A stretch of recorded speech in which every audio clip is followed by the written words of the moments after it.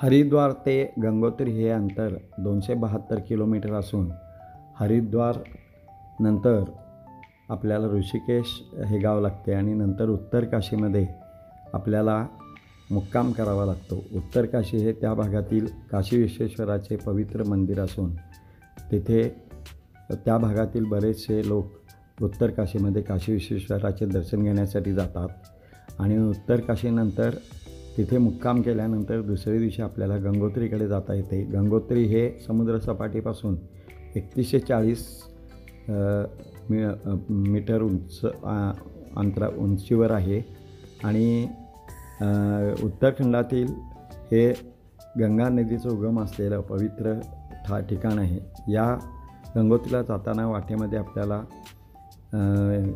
गंगा नदीचा प्रवाह दिसतो, तसेच उंचचा उंच डोंगर एका बाजूला आणि डोंगरावर वसलेली गावे आपल्याला आपलं मन आकर्षून घेतात। तर गंगोत्रीकडचा हा प्रवास अतिशय उल्हासदायक आणि अतिशय आल्हाददायक वाटतो। निसर्गरम्य वातावरणामध्ये हा प्रवास करताना आपला वेळ कसा जातो हे समजत नाही। तर आता आम्ही गंगोत्रीकडे निघालेलो आहोत। आम्ही उत्तर काशीला मुक्काम केला होता आणि दुसऱ्या दिवशी सकाळी आम्ही लवकर उठून गंगोत्रीकडे निघालो।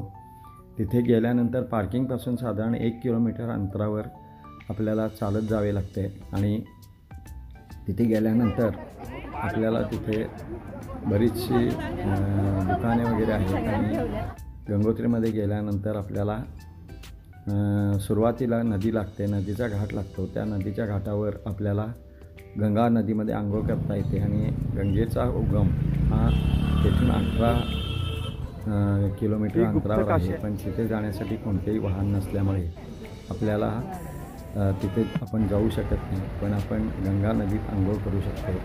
पाणी अक्षरशः बर्फासारखं थंड पाणी असतं आणि त्या पाण्यामध्ये आपल्याला गंगा नदीमध्ये अंघोळ केल्याचा एक आनंद वेगळाच असतो। तर आम्ही असं आता गंगोत्रीला पोहोचलेलो आहोत। आता इथून आम्ही थोड्या वेळानंतर चालत गंगा नदीच्या जिथे गंगा नदीची मूर्ती आहे, म्हणजे जिथे गंगोत्री देवीचं दर्शन घ्यायचं आहे, तिथं आम्ही जाणार आहोत आणि जाण्यापूर्वी आम्ही आंघोळ केली या नदीमध्ये आणि नंतर आम्ही गंगा नदीचं दर्शन घेतलं। तिथे थंड असून तिथे आम्ही आंघोळ केली आणि नंतर आम्ही हे समोर दिसत आहे या गंगोत्री नदीच्या मंदिरामध्ये जाऊन तिथे आम्ही दर्शन घेतलं आणि नंतर आम्ही परत तिथून चालत आमच्या पार्किंगपर्यंत आलो आणि नंतर पुढील प्रवास सुरू केला।